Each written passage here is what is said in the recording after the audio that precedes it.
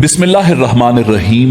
अस्सलाम वालेकुम नाजरीन, इसराइल पर ईरानी मिसाइल और रॉकेट हमले जहां पूरी दुनिया के मीडिया की हेडलाइंस बने हुए हैं, वहीं न सिर्फ तीसरी आलमी जंग के इम्कानात में इजाफा हुआ है बल्कि खित्ते में बदतरीन खाना जंगी के असरात नजर आ रहे हैं। मगर क्या आप जानते हैं कि इसराइल का करीबी इत्तेहादी ईरान इसराइल का दुश्मन कैसे बना?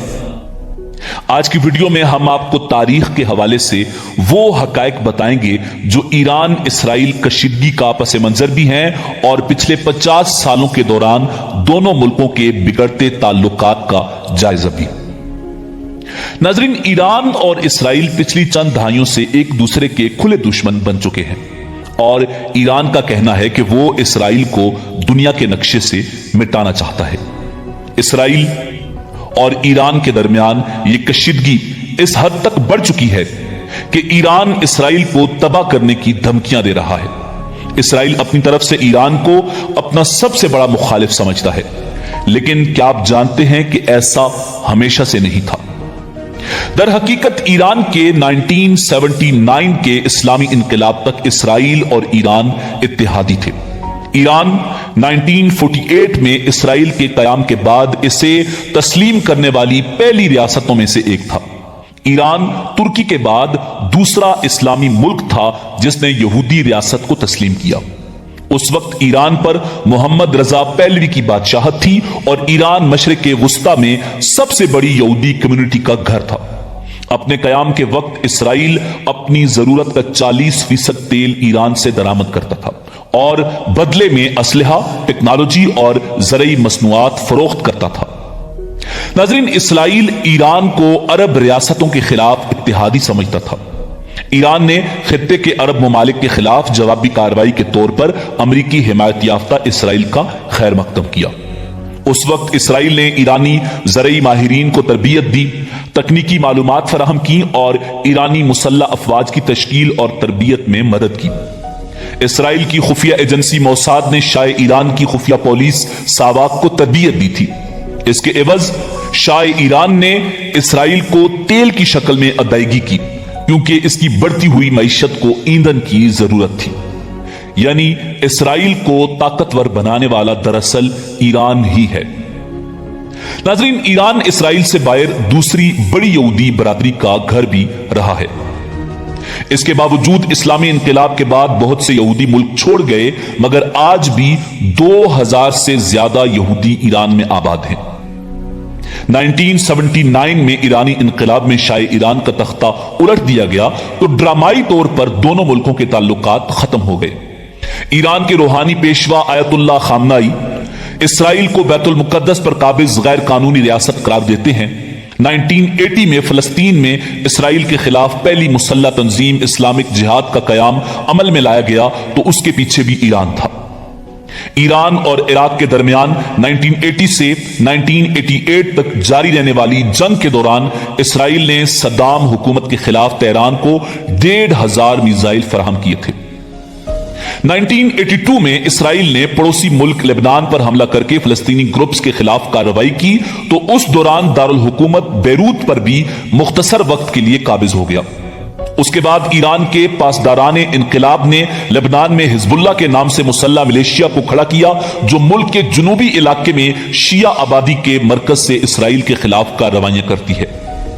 इसराइल ये इल्जाम आयद करता है कि हिजबुल्लाह ने दीगर मुल्कों में भी उसके मफादात के खिलाफ कार्रवाइयां की, जिनमें से सन 1992 में अर्जेंटाइन में इसराइली सिफारत खाने पर बम हमले में 29 अफराद की हलाकत, जबकि 1994 में यहूदी कम्युनिटी सेंटर पर हमले में 85 अफराद के मारे जाने का वाकया शामिल है।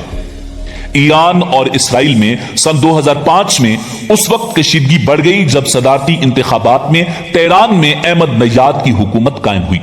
अहमद नैयाद ने मुतअद्दिद मौके पर इसराइल के खात्मे के बयानात दिए, जबकि होलोकास्ट को एक वाहमा करार दिया। उसी बरस ईरान ने अस्फहान के एटमी प्लांट में यूरेनियम की अफजूदगी शुरू कर दी। नाज़रीन, जब 2015 में आलमी ताकतों ने ईरान के साथ मुज़ाकरात में एटमी हथियारों के हवाले से मुआहदा किया तो इसराइली वज़ीर आज़म नेतन्याहू ने उसको तारीखी गलती करार दिया था। 2018 میں جب اس وقت کے امریکی صدر نے ایران کے ساتھ معاہدے سے نکلنے کا اعلان کیا تو اسرائیلی وزیر اعظم نے سب سے پہلے اس کو خوشائند قرار دیا۔ امریکہ کے معاہدے سے نکلنے کے بعد ایران نے ایٹمی پلانٹ میں یورینیم کی افزودگی دوبارہ شروع کرنے کا اعلان کیا۔ باضابطہ طور پر شام کے ساتھ حالت جنگ میں رہنے والے اسرائیل نے دمشق میں جاری خانہ جنگی سے خود کو دور رکھا جو 2011 میں شروع ہوئی، لیکن 2013 کے بعد سے اسرائیل شام کے خلاف برسر پیکار ہے۔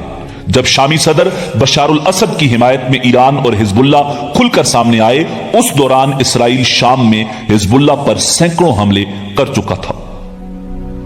اسرائیل نے دیرینہ حریف سعودی عرب سے تعلقات کو بہتر بنانے کی کوششیں کی، جس کی ایران خطے میں ایک اہم مذہبی اور علاقائی حریف کے طور پر دیکھتا ہے۔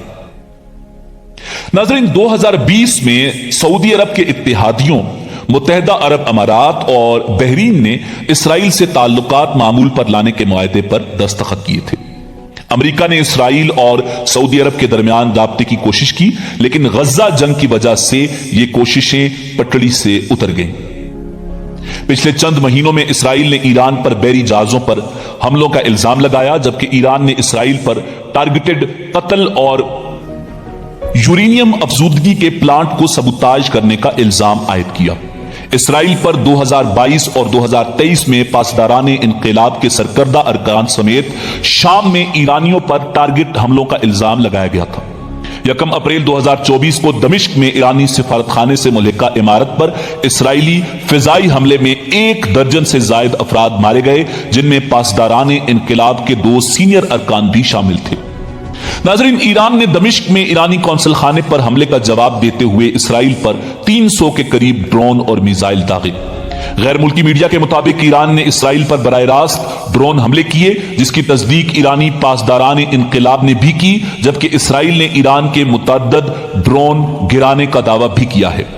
ایرانی میڈیا رپورٹ کے مطابق ایران نے اسرائیلی دفاعی تنصیبات کو نشانہ بنایا، گولان کی پہاڑیوں اور شام کے قریب اسرائیلی فوجی ٹھکانوں کو بھی نشانہ بنایا گیا۔ ناظرین، اسرائیل نے ایرانی حملے پر سخت جوابی کارروائی کرنے کا اعلان کر دیا اور اسرائیلی سیکیورٹی کابینہ نے جنگی کابینہ کو ایرانی حملے پر رد عمل دینے کا اختیار دے دیا۔ ناظرین، ایران اور اسرائیل کے درمیان حالیہ کشیدگی کے اثرات آنے والے دنوں میں پورے خطے پر ہوں گے، مگر اسرائیل کی غزہ کے نہتے مسلمانوں پر ظلم کا سورج بہت جلد غروب ہونے والا ہے۔ ملتے ہیں اگلی ویڈیو میں۔ اللہ رب العزت آپ کا حامی و ناصر ہو۔